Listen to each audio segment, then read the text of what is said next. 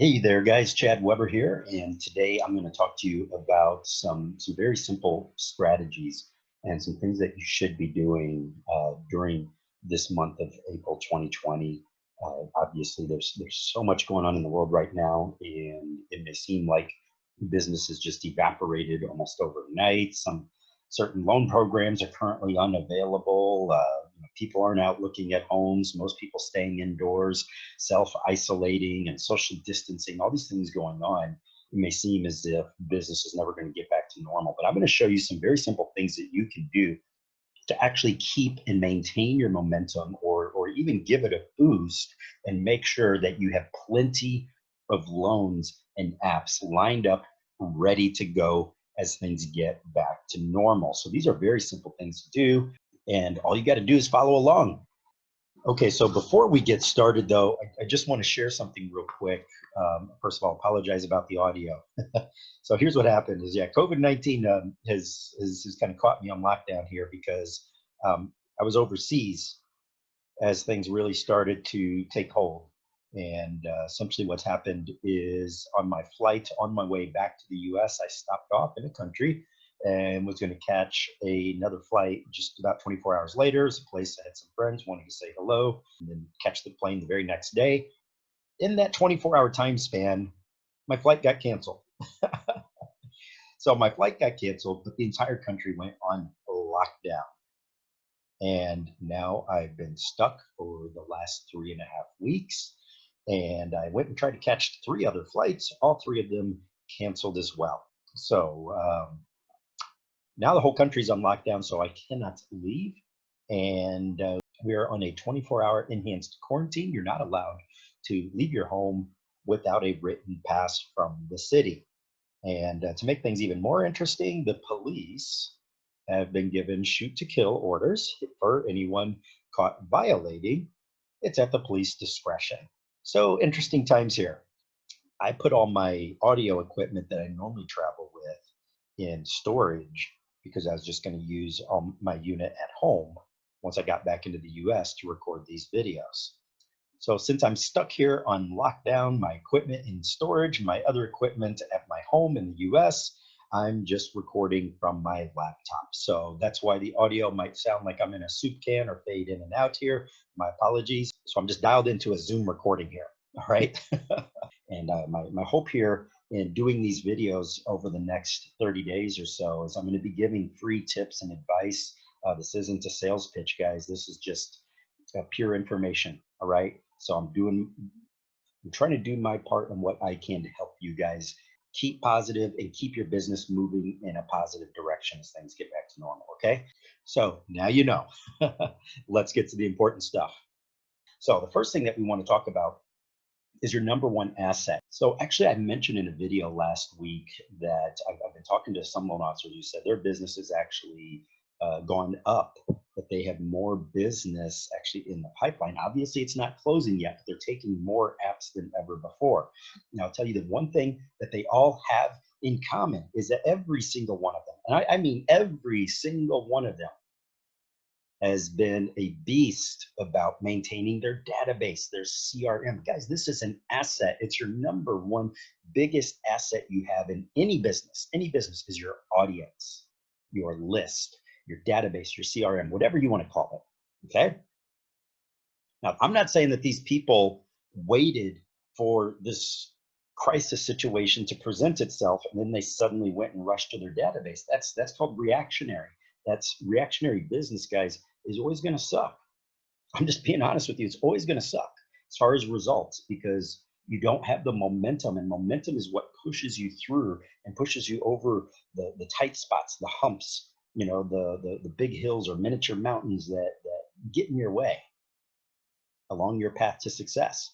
So if you have a database that you can rely on because you've maintained it in the meantime, then you have a huge asset. So let's talk about what you can be doing to get things in order if you've kind of been slacking in that area. Okay. So first of all, the most important thing that you can do is segment your list, segment your database. And that just means segmentation means we need to start labeling the people that go into it, what category do they fall in? Because we need to know who are we spending time with and who are we not spending time with. And it's actually very, very easy. I'm going to show you guys how to do it. Okay, so easy segmentation. Here's your formula. Identify, number one. Label, number two. And then react, number three. It's that simple. Don't overcomplicate it. Don't go watch 20 different YouTube videos on segmentation and how to set up a. No, don't confuse yourselves, guys. The reason why most loan officers end up overwhelmed is because they overcomplicate things. Stick with this simple formula. Identify, label, react. Just simplify things in your mind. But that's really my only task right now. And let me tell you guys, once you've done this, all these opportunities, these marketing opportunities will present themselves. Now, if you go back to the numbers, let me tell you why this is so important, just how much business is probably sitting in your database, even if you have a small list. And when I say a small list, let's go down to, say, just a couple hundred names in your entire database, okay? So if you go and you look at all the industry estimates, some people use 20%, some people use 12%, some people, like me, and if you've listened to me before, I tend to go off of numbers like 6% because I'd rather be conservative with my numbers. But the general rule of thumb is most people go off of 12, though. So right smack in the middle. They say about 12% of your database, if you have even just a decent sized database, 12% over a 12-month period is going to need a loan. 12%. So even if all you have is 100 people in your database, that's 12 people. That's one person a month. If you have 200, that's 24, and so forth. But again, I like to go off of 6%, so let's cut that in half. So let's say you got 200 people. 200 people, right? What's 6% of that? Well, that's still 12 people. 12 people, just have 200 less. You got 500, what's that? 30 people. You got 1,000, 60 people. Doesn't mean you're going to get all those loans, but what if you just get half of them because you stay in front of them and you've identified them, you labeled them, so you know who is who, what their timelines are, you know, who bought from you 5 years ago versus who maybe did a refi on a short-term ARM 3 years ago, and so forth.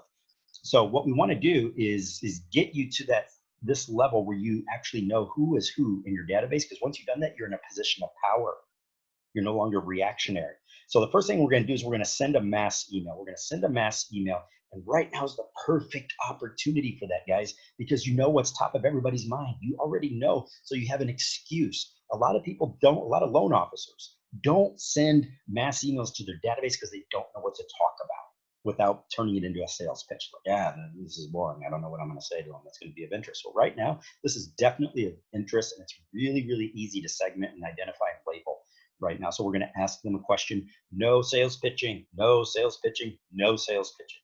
All we're going to do is ask them a question. So it could be something really simple. So let's say I got 500 people in my database. I'm going to send out an email that says, you know, hey, I'm just trying to find out, with all the craziness that's going on in the world right now, I'm just trying to find out who is still in the market to purchase a home as things get back to normal.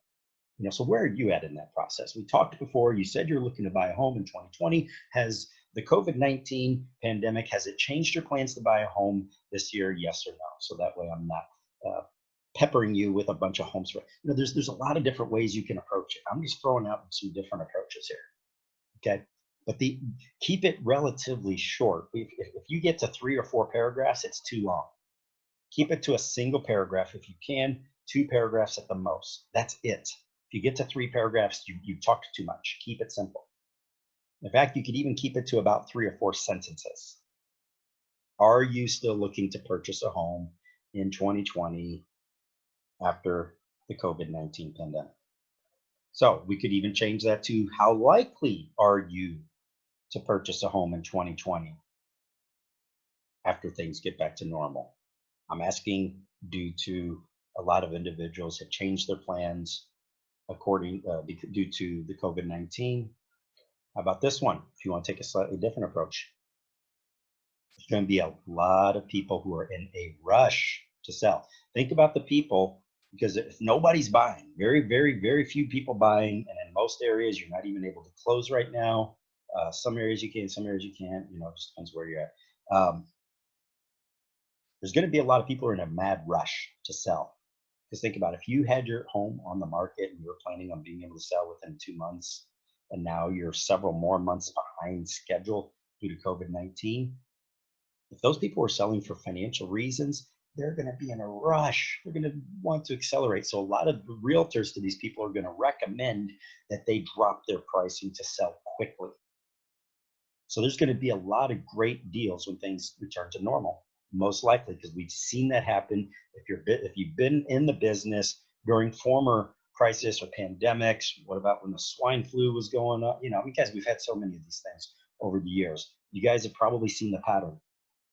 Lots of people lower, lower, lower, lower. So there's going to be a lot of excellent deals. So explain that in just a very short email, or you could send it as a quick video, almost like a public service announcement. Hey guys, just so you know, most likely there's going to be some incredible, incredible price drops on home listings as things get back to normal. So that'll be an incredible opportunity to pick up a home for much, much cheaper than you otherwise would have been able to.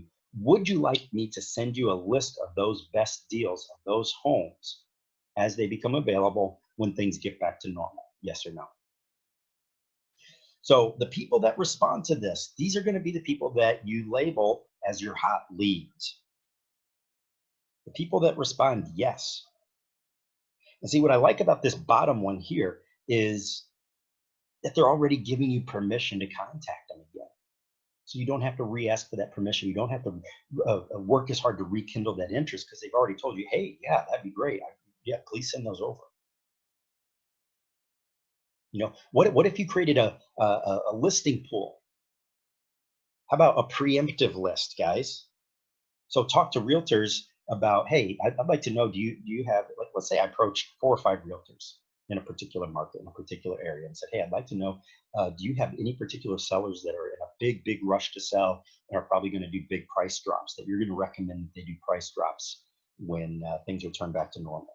And create a pool of that. You know, once you get 10, 15, 20 people on that list of people who are going to be lowering their prices, that can become your list. Now you can let the people know, hey, I already have a list of the people of the best deals even before they've even hit the market. They haven't even hit the market yet, but I already know who they are because I've already talked to them and I maintain close communication with some of the top selling agents right here in the blah, blah, blah area. Would you like to see those homes? How about that? It didn't take long to come up with some creative approaches, guys. But now you've identified who they are. You've labeled them as your hot leads. Now we can react. Let's move on. So what happens next? Now is the easy part. We just did the hard part. The hard part's behind us now. We just had to establish communication and get them to freaking respond. Now comes the easy part. The easy part is send them homes. That's one thing you can do. Or how about send them information on how to view homes during COVID-19?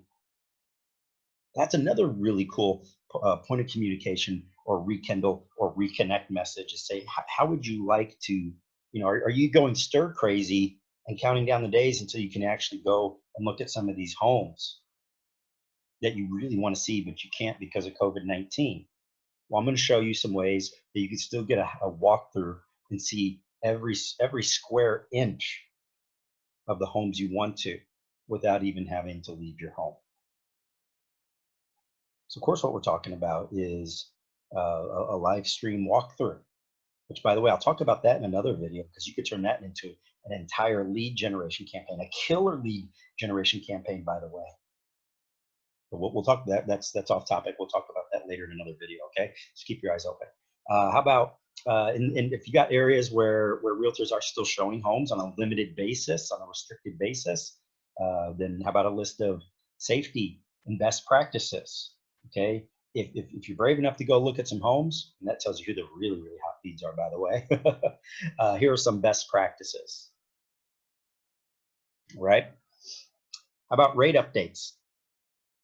There's a lot of programs out there that have either come to screeching halts or rates just went through the roof because of the situation the lenders have found themselves in, right? So we don't even need to get into that. You guys already know what's going on there. So when specific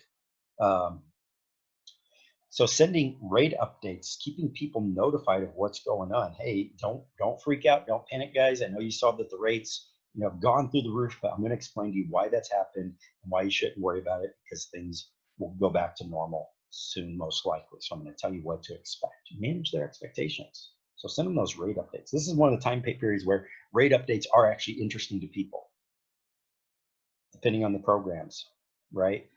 Especially Govy loans, and we already know what's going on with those and some of the other programs out there. So when will those programs become available? Again, basically, it's your job to be their ally during this tough time. Be their ally. Give them good information. Give them good advice, and identify who your hottest leads are.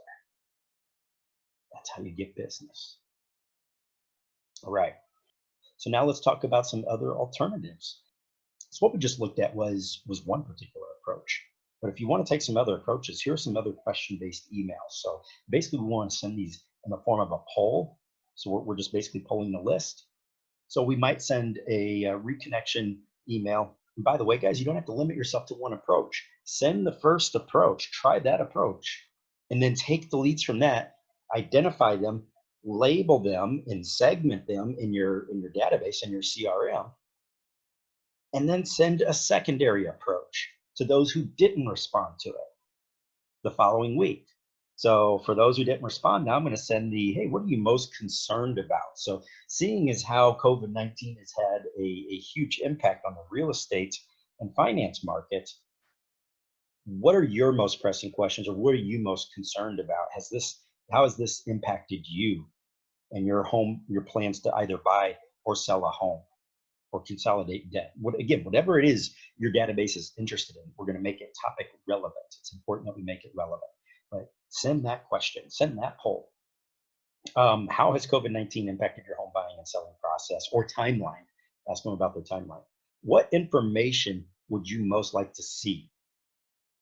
So I might even send this as a form, as a mini questionnaire. So I might only put 3 or 4 questions on it. But again, it's important that we don't sales pitch, just keep it topical because again, we're trying to be their ally. We're trying to be helpful. We're trying to be usable. We don't want to go sniffing around as if we're pitching.